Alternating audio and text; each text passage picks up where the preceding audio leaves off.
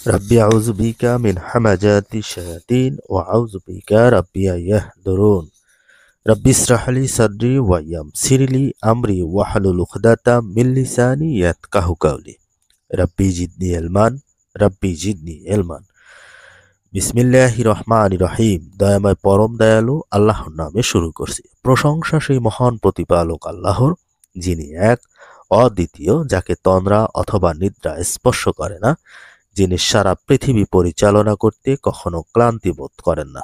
সে মহান আল্লাহর নামেই শুরু করছি আজকের আলোচনার শুরুতেই যারা এই ভিডিওটি দেখছেন এবং শুনছেন সকলের প্রতি আমার সালামুন আলাইকুম।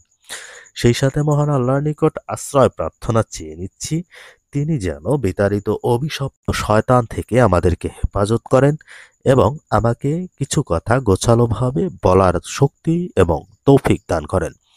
তো বন্ধুগণ, আজকে যে বিষয়টি নিয়ে আমি আলোচনা করব সেটি হলো 2 নম্বর সূরা বাকারার 4 নম্বর আয়াত। আল্লাহ তাআলা আমাদেরকে এখানে কি মেসেজ দিয়েছেন চলুন একটু পড়ে শোনাই।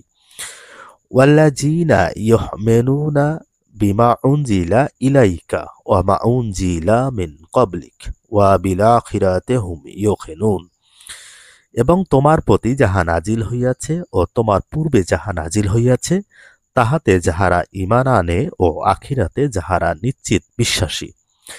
এখানে আল্লাহ তার রাসূলকে বলতেছেন যে তোমার প্রতি যাহা নাজিল হইয়াছে, তোমার প্রতি কি নাজিল হয়েছে? নিশ্চয়ই কোরআন। আর তোমার পূর্বে যাহা নাজিল হইয়াছে, অর্থাৎ তোমার পূর্বেও যে যাহা নাজিল হইয়াছিল তাহা এই কোরআনেরই অংশ।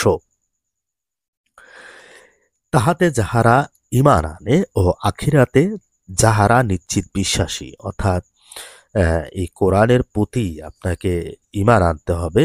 এই কোরআনকেই আপনাকে বুঝে বুঝে পাঠ করতে হবে। আপনি যত ভালোভাবে এটাকে স্টাডি করবেন, যত ভালোভাবে আপনি এটাকে বুঝবেন, যত ভালোভাবে আপনি এটাকে বোঝার চেষ্টা করবেন, ততই আপনার ঈমান মজবুত হবে। অর্থাৎ আপনি যদি এটাকে বুঝে বুঝে পাঠ না করেন, যতক্ষণ পর্যন্ত আপনি এটা বুঝবেন না, অতক্ষণ পর্যন্ত আপনার ঈমানের বীজ আপনার অন্তরে, আপনার হৃদয়ে অঙ্কুরিত হবে না। যাহারা ঈমান আনে ও আখিরাতে যাহারা নিশ্চিত বিশ্বাসী। আপনি যদি ঈমান না আনেন তাহলে আখিরাতে আপনি বিশ্বাসী হতে পারবেন না। কেননা ঈমানের সাথে আখিরাতের এখানে পার্থক্য বা তুলনা কেন করা হলো?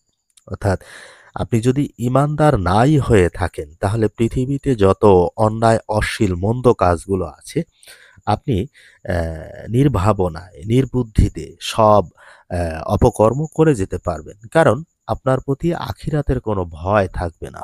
কারণ আপনার মনে ঈমানই আসে নাই। অর্থাৎ যখনই আপনার মনে ঈমান আসবে, অন্তরে ঈমান আসবে, তখনই আপনি বুঝতে পারবেন যে আখিরাত কি, আখিরাত কি জিনিস, বা এটা কোথায় হবে, কিভাবে পরিচালিত হবে, এ বিষয়ে আপনি তখন স্পষ্টভাবে জানতে পারবেন যখন আপনি যথাযথভাবে এই কোরআনটা পাঠ করবেন। এই কারণে আখিরাতের সাথে ঈমানের মূলত যে বিশ্বাস, এটি তুলে ধরা হয়েছে। তো আমি আবার পড়তেছি, এবং তোমার প্রতি যাহা নাজিল হইয়াছে এবং তোমার পূর্বে যাহা নাজিল হইয়াছে তাহাতে যাহারা ঈমান আনে ও আখিরাতে যাহারা নিশ্চিত বিশ্বাসী। অর্থাৎ এই কোরআনটার প্রতি আপনি যখনই ঈমান আনবেন তখনই আপনি মূলত আখিরাতে বিশ্বাস স্থাপন করে নেবেন। অর্থাৎ এই কোরআনটা কার প্রতি আসলো?